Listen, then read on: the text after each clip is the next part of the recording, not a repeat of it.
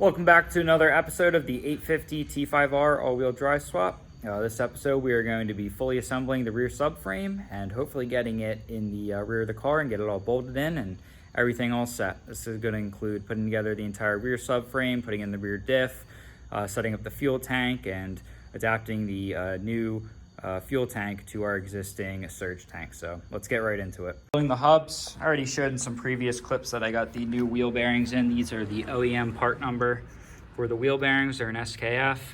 And I also ended up putting in new poly bushings for the upper control arm. These just pressed in with the pull press tool. The reason I went poly is because the OEM ones are no longer available and there are no aftermarket non-poly options. But I think these are going to be good, and they look quite nice with their gold and purple colors. So I'm working on putting the dust covers on, the brake dust covers. I bought new bolts, so these will just thread into there, obviously with the covers on. And then after the cover is on, we can press in the wheel hub, which we have over here.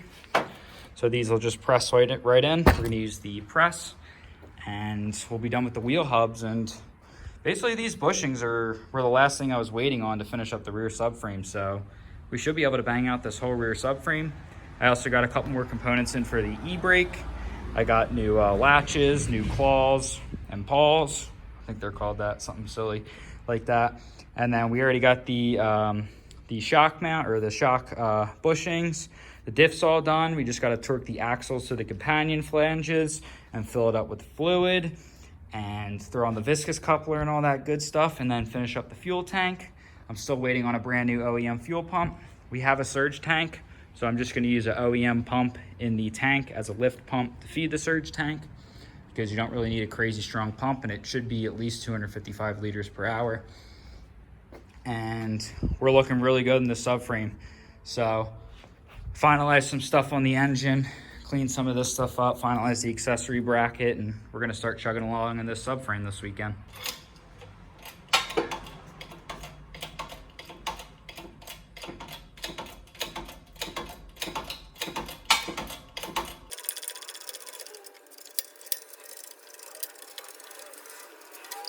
Lesson learned, I messed up one of the wheel bearings. Basically what I didn't do is I didn't put a piece here to hold this when I was pressing it in. It basically pressed the bearing out the back and messed it all up. So I had to smack it back out again. I'm gonna have to replace it.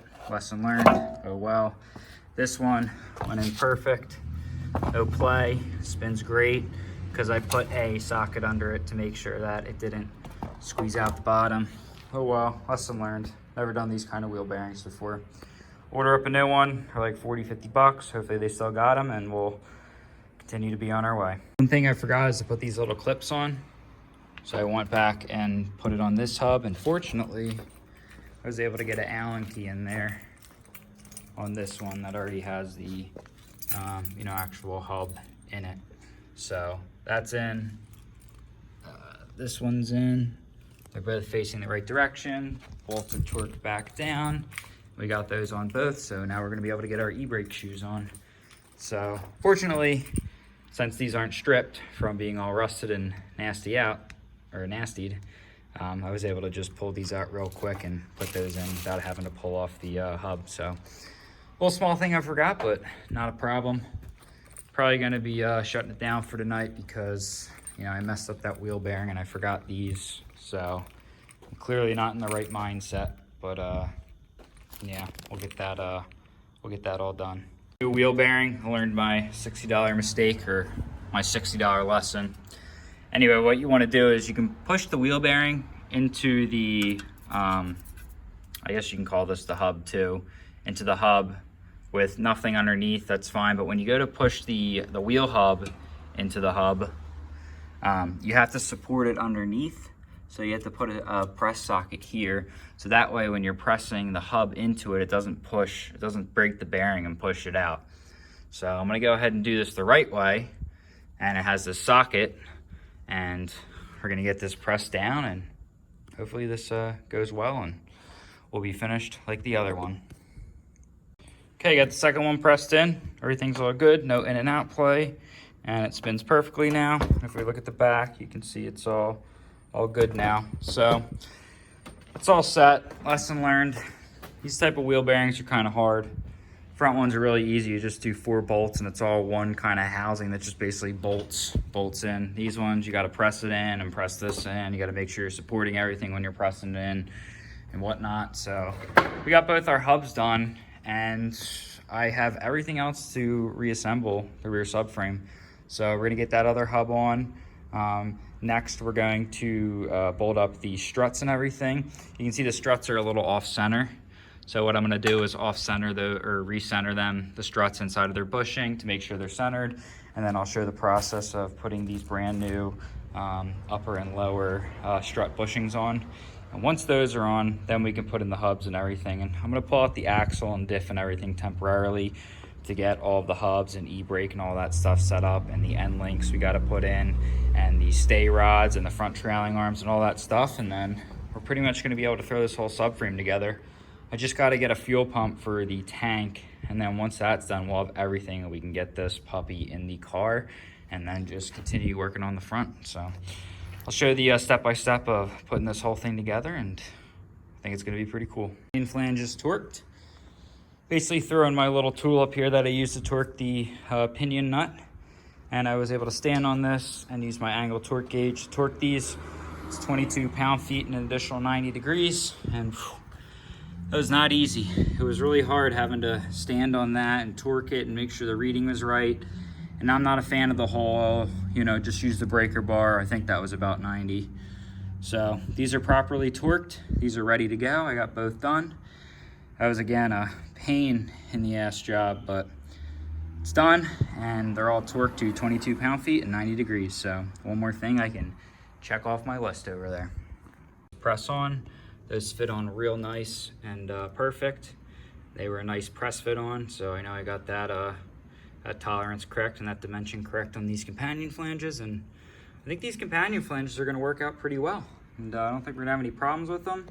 They fit into the diff great, they seal up great, there's minimal wiggle, and I'm really excited to see what these can do, because I think this car with the rear limited slip differential, it's going to be a whole nother animal. Those G80 lockers are just known to explode, and they only lock up below 25 miles an hour. So we're going to have actual, full 4-wheel drive when the front and rear, limited slips lock up, or well, not lock up, but do their thing, because they're not a locker. So pretty happy to see that these all worked out, and really looking forward to seeing what they can do. So I'm working on getting the Qa1 Shocks installed. And I already covered how to install them down here in a previous video. Basically, you just got to drill out this little bracket here a little bit wider. Basically what I did is I made sure the shock was centered in the bore. I hand tightened these down so far, and there is a lower bushing and a upper bushing. These are part numbers 9157321, and let's see, where's the part number on this one? Maybe it's this one. And 9157320. I got the last 4 in the country, so I'm not sure if you're going to still be able to get these or if these are going to be no longer available, but you can try. And the next problem we face is you can see that the bottom of the bushing, near the bottom of the bushing, there's no more threads. So what you got to do is you got to make a spacer. So what you can do is you can use the old nut, and that'll give you some threads. But when you start tightening it down, it gets pretty close to the end of the threads, even with using the stock nut as a spacer. And you can see I'm just using the bolt or the nut supplied by Qa1. So what I went ahead and did is just made another little spacer, just cut some steel tubing, and now I can thread that on. And now I will have full thread engagement on this nut when I go to start torquing it down. So I suggest you do that as well, and use the OEM nut from the Nivomat shock as a spacer. That way you can get full engagement on this nut, and you won't have to worry about things loosening up or any of those threads getting pulled out of the nut if you don't have complete full engagement. So a quick little tip there. I'm going to go ahead and do both sides. And once these shocks are installed, then we don't really have to worry about the lower control arms being able to swing out all the way and the springs dropping and everything. and the subframe is going to be a little bit more solidly held together. So I'm going to keep working on that, and then we're going to move on to either the end links and the sway bar or the hubs, or I'm not sure yet. We're going to keep chugging along on this thing. Working on putting the new end links in. I went with Moog because there are no OEM end links available. They're all NLA. These are K750-150. Moog should be a pretty good alternative. I think they're gonna hold up no problem. You can see I already put them in. You got a washer, a bushing, washer, nut on both sides. We're gonna torque those down. I gotta get Vadis open so I can look up the torque specs for this stuff. So I don't know exactly what the torque specs are for them, but I'm gonna look them up. Fortunately, I couldn't actually get a torque on this, like an actual torque value, so I just got them, cranked them down pretty hand tight. I also ended up putting another nut on top to kind of lock it in. I might take it off, put a little bit of thread locker on there. I don't think it's gonna come off, but just as a extra precaution, because these threads are pretty small for, you know, a strut, but at least in my opinion. But anyway, we're gonna get those in, then we can put the sway bar in, and then we'll be all set there. I couldn't find any upgraded sway bars. The IPD ones are no longer made, it seems like, so the stock one's fine, whatever. I mean, people go crazy about the upgraded sway bars. Honestly, I doubt I'd even really notice a big difference. So we're gonna get that done. I did test fit the EBrake cable, but it was kind of in the way of a lot of the other stuff, because when you put the EBrake cable in, it sticks out real long. It like literally was sticking out to here. So I'm probably gonna wait to put those in until I have the end links in and the sway bars and all that stuff, because, you know, they're just gonna be sticking out, and I'm gonna wait until I don't need to tip the subframe on its side like this anymore before I put those in. Next, we're gonna throw in we'll throw these stay bars back in. These set the rear, I believe they set the rear toe. So they set the rear toe. No adjustable camber. Apparently when you lower these subframes, you do get some negative camber. I think some people have some solutions for like camber bushings or camber plates back here, but I don't know, we'll see what the camber is at. If it's nothing too crazy, if it's like -1 or 2 degrees, I'm not gonna worry about it. I don't really think I'm gonna lose that much traction anyway. So yeah, gonna keep plugging along on this, and then we can put in the ABS sensor, put in all the EBrake stuff, the new disc brakes. We got the 2000 V70R calipers and brakes, no longer available. I got the last set in the country, so I'll show those. Those are really cool because they're quite the upgrade over, you know, the non-vented rotors. They are vented, so they're gonna be really cool. So let's keep going along here and keep getting this thing done. Hopefully we can get it in the car soon. Some of the brake line stuff in parallel. I had to replace the bubble flare fitting on here because it got really stripped out. So I did that. I bought a bubble flare kit. Really cool little tool. But also the 850 line, you can see I added another bubble flare nut here because I actually had to cut it because it actually got all messed up too. But I ordered a new rear brake line from Volvo. I figured it was gonna come pre-formed, but they basically just give you a big roll of brake line with two fittings that have bubble flares on them. Not what I was expecting, but I don't blame them. It would probably be a pain to ship a brake line that's like 10, 15 feet long. So what I'm gonna do is I added a new bubble flare here. I'm just gonna do a union, and then I basically just have to run a new little line from here to here. So I ordered some line, I ordered the unions. So we're gonna get that done. That's gonna be real easy, and we'll just reuse the entire existing rear brake line. So no big problem there. And then this piece actually goes up in here like this, and this goes to the left caliper. But yeah, had to repair this, had to put a new flare on there, got to get a union and fix up some other stuff, and we'll have rear brakes again. And yeah, I don't know. I was hoping they would just give me a whole new line already done, but I mean, I don't feel like getting a bender and bending all that. And I mean, there's so many bends. There has to be like 15 bends in this brake line going all the way up here. And then you got all these million bends around here. And these brake lines are in good condition. There's nothing wrong with them. There's no corrosion on them. There's no holes in them.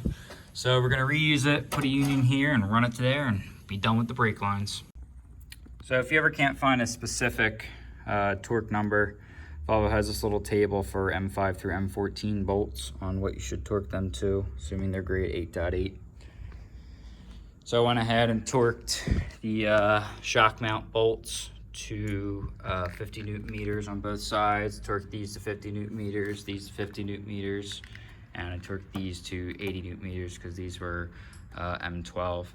So those are all torqued. So I'm pretty much done torquing everything on the bottom of the subframe. So I'm gonna flip it around, and I'm gonna work on putting on the e-brake and disc brake and all that assembly, and hopefully get a majority of this done. I was working on my transmission a little bit. I was gonna do the final assembly on it, but I noticed that both my M56 and M58 came with grade 10.9 bolts when they should be 12.9. It's kind of hard to see this. 10.9, they should be 12.9. So I'm pretty sure the rear diff bolts are the same, but those are 12.9. So I'm gonna order up 12 of those and hopefully get that situated soon. I don't think I feel too comfortable running the 10.9s when the M66s and other M58s have 12.9s, not 10.9s. And those are the bolts for my M58 diff, and my M56 diffs over here all have 10.9 too. So not really sure what's going on, but yeah, we'll get that all situated, and hopefully I can get some of those bolts quick and get that transmission back together so I can finalize the front subframe. So I'm gonna try and get as much done on the rear subframe while I'm waiting on those bolts, and hopefully it doesn't delay the project too much. Got the one side of the e-brake in. Basically you have this little latch here, and you pull that all the way through with the cable. There's a little pin that goes through, that goes in, and then you get one shoe on each side. There's a spring here, and there's also an adjuster here and a spring here. I replaced everything in here, so it all works nice and well. If you grab the cable, you can kind of see how this works, but basically when you pull this cable, let me see if I can do this. When you pull this cable, you can see how it engages. So when there's an actual like disc brake on it, this isn't going to be able to move. So what it's going to do is this little latch here is basically going to push these two shoes out, and it's going to clamp it against the inside of the rotor, as you can see. So you can see how that's moving down, that's moving that way. And make sure you put this little latch in right. Got this big part up here and the small part down there, and you can see the cable attaches to right there. You got a spring here, and then you also got these little holders too. So this is side's done. We can go ahead and put the disc brake on, and now we got this big long cable that's just going to be sticking out in the middle of my floor, and I'm probably going to trip on it all the time, but whatever. We get the other side done, get both discs on, and I'll show you guys these new brakes that I got, the 2000 V70R brakes. When putting on the new rotor, I like to put in two bolts, two lug bolts, so that way that the rotor and the hub are perfectly lined up, and then tighten this this holding screw right here. All this holding screw does is just hold the rotor to the actual wheel hub, and you can see this thing spins pretty nicely. You can see it's catching the e-brake a little bit, so I'll make sure it's all the way released and make sure that's all good. And we are putting on V70R rear rotors, 2000. So they are vented, as you can see. They're quite a bit thicker, so you do need to pry this shield back a little bit to make sure it all clears. But I already did that, and it is all good. So I'm gonna get that tightened down, pull these out, make sure the e-brake is released, and make sure everything spins nicely. Cable released, and as you can see, these spin real nicely. No problems. You can hear there's a little bit of dragging on the inside for the parking brake, but that is normal. And then when I actually get this subframe in the car, I'll do the adjustment procedure. But basically to do that, you can go through one of these lug holes. Let me see if I can find it. The adjuster is around here somewhere. And there's a little adjuster thing in there that you can use to adjust it. Last step is there's a little clip that goes here that holds the cable into the hub, so that way when the cable's under tension, it can't get pulled out of the hub. That's all in there properly and correct. So we got the rotors and the parking brake done on each side. Cables are in, and now we can put on the calipers and put in the brake pads. And after that, we're pretty much ready to put in the rear diff and the axles. And I think there's a couple other small things, obviously the stay bars and all the front trailing arms and all that stuff. but we're getting close. That's a majority of this took a lot of time doing the e-brakes and the calipers and all that, but let's get those 2000 V70R calipers on. I'll show you them in a little bit. These are brand new OEM calipers. They're part number 9492235 and I think 9492236. But yeah, these are no longer available. You can't get these anymore. You can see I painted them Ricer red and they look awesome. I love my red calipers. I don't care what anyone says, even if it is just a little paintbrush job. But you can see they're very similar to the front style. They're just a little bit smaller, but they're still pretty sizable. They have the same kind of like slide design, where they're a slide caliper, but the big advantage is I don't think the rotor's any bigger. The rotor might be a little bit bigger, but it's vented and it's much thicker. So it's gonna be a much better setup for the rear, especially with the extra heavy all-wheel drive stuff back here. The only thing you have to do is you have to trim the dust shield a little bit here, and you gotta bend it back a little bit in certain spots for it to clear the rotor. But other than that, they bolt right in, and these are centric rotors. You can't get OEM rotors anymore. I couldn't find them. These are centric 12539031. And I think these are the last two I found in the country too. So I'm not sure if these are gonna be available for much longer, but if you're gonna get this stuff, you better act on it soon, because I'm not sure how much they're gonna keep making this stuff. Hopefully they keep making it. I mean, I'm gonna try and pick up another set, I guess, just in case. And I also got EBC yellow pads, same as I have in the front. And I had EBC yellow in the rear of my old setup. These are DP41231R. So these are actually the same pad for the P2 rear brakes. Some of the P2 rear brakes, you can see you got the X99 and up. So basically the 98 had a different style pad, and then 99 plus P80 V70 had this style pad, and this was also used on some P2s. So those are gonna work real nice. So I think we're gonna have some really good braking power in the rear, and I'm pretty excited to see how the car feels with these new rear brakes and also with the whole independent rear suspension. So gonna put this hub back on, just pulled it off to snip some of the dust shield, and we can put the calipers on. I got brand new bolts. Of course, you always have to use new bolts with calipers, and they have the red thread lock on them. These are 985421, need 4 of them.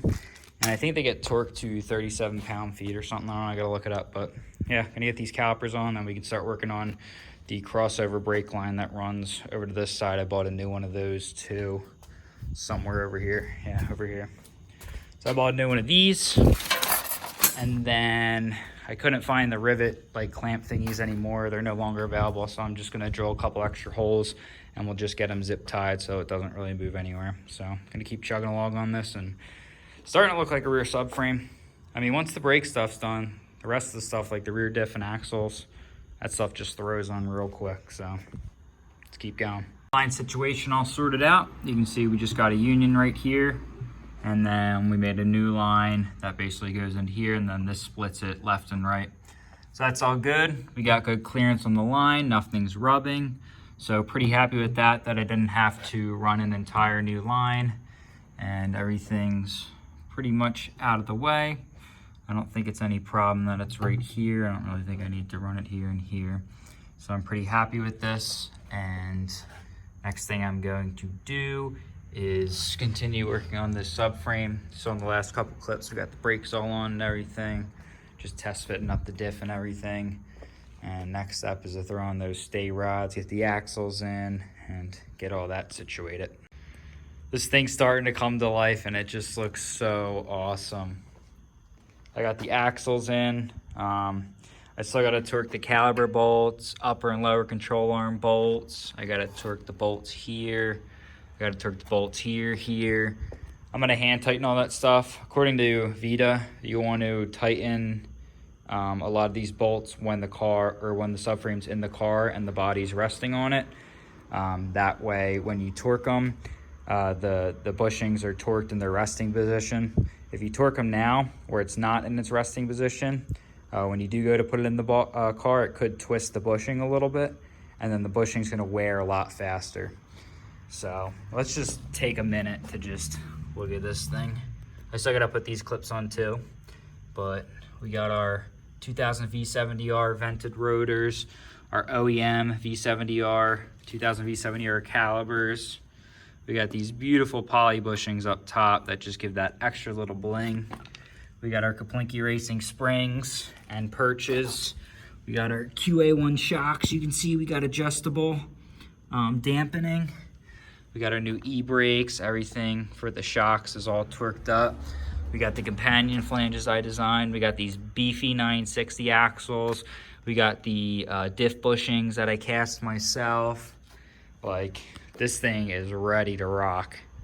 I mean, I think this thing's gonna be able to handle some serious torque. Just like, look at the size of that diff. For a freaking all-wheel drive car, it's like twice, it's like two of my hands. I mean, definitely, I think it's gonna be able to hold up to the abuse and power. I really don't think we're gonna be breaking anything back here. And maybe if we do break something, I think we're probably gonna maybe break the outer CVs. I think if something's gonna break, it might be these, but maybe not. They might hold together. And I think my companion flanges are gonna do pretty well. You can see there's like a little bit of play in them, which is normal. A little tiny bit of up and down, which is normal. But the seals are all in and everything, and you can see the seal expand a little bit when you push these in, and it seats fine. So we'll get some fluid in here, and that's pretty much the only thing we need to do. And obviously put that top cover on. I test fitted the rear ABS sensors. I bought a brand new rear ABS sensor harness, so we got to put those on. And there might be one or two other things that I'm missing, but this thing is mostly complete. And then of course we got the front trailing arms over there that we still got to put on. But I'm gonna wait, and obviously this crossover brake line, we'll do that once we get these calipers torqued. But it's just looking so awesome. I hooked up a socket to my drill and I was just spinning it a little bit. So let's see, she's spinning.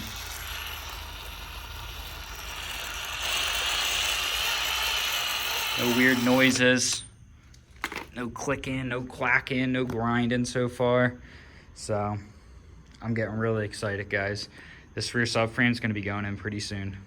Working on the fuel pump a little bit. Ben McNally from Rolling Motors hooked me up with the DW300, and he also hooked me up with this awesome little spacer right here, this metal sleeve. What that metal sleeve does, as you can see, it makes it the same distance down here as the OEM pump, so that way it fits into the pickup down there. So a really cool little piece, saved me a bit of time. This fuel pump is actually like an aftermarket cheapo brand. It's not an OEM one, so I did have to do some modifications to make it fit. You can see there's this little sleeve here, and the inner diameter of this sleeve is too small, so you got to grind it out with a Dremel until it slides over, and you have just the little gap right there on the sleeve. And then there's also an O-ring. This O-ring goes over top of this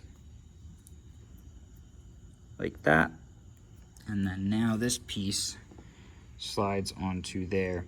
And there was also some stuff here on this little piece that was blocking it from seating into there all the way, so I just Dremeled that off, and now you can see it slides in nice and perfect. Let's try and push it down a little bit more, and now you can see, because of those pieces I Dremeled off, it won't rotate or anything. And now this just plugs into there, and then that spacer will keep this fuel pump nice and seated. I also had to buy a new connector for the fuel pump. It's just like a regular Wahlberg 255 connector here. So I'll have to wire that up and get that all good. And we can throw the pump back in and the little siphon mechanism over there, and hopefully get the tank fully situated real soon. So this was real easy. Again, shout out to Ben McNally at Rolling Motors. And if you want one of these sleeves to put a DW300 or other equivalent pump in your all-wheel drive Sender, make sure to hit them up. I got the rear subframe bolted in. This is just a mock-up. I just wanted to see what kind of job it was going to be like to get this thing in there. And basically what I did is I picked it up with my overhead hoist and I laid it onto my dolly or my engine hoist, and I pulled this part off, so that way I put the subframe all the way at the end and I could actually just roll it under, and I lowered the body onto the subframe, put the 6 bolts in and raised her up, and it looks awesome. And nothing broke yet, none of my brackets cracked. And it seems to be held in there pretty well. The reason I wanted to do a mock-up is because a lot of these bolts, like the upper control arm bolts, the lower control arm bolts, have to be torqued with the engine, or I'm sorry, with the car in the resting position. So that way you don't get excessive bushing wear. If you were to tighten them while they're just hanging down like this, then when the car, or when the suspension, you know, compresses back up, those bushings are gonna get twisted and it's going to cause premature failure on them. We don't want that because we just replaced all these bushings. So gonna get the wheels on, lower the car back down, and tighten all these bolts to spec. Oh man, was that a job. So we had to torque the outer upper control arm, the lower control arm outer, the upper inner outer here, bolt here. I think I already said the one down there. We added that bolt there, and then we did it on both sides. And we made sure we did it with our ride height set, and we got all of them torqued. We already have all the sway bar stuff torqued. The last thing I need to torque are the tow bars, or the stay bars, which set the tow. So we'll get those torqued after I try and get the tow as good as possible by eye, but I think pretty much all the major bolts are torqued now.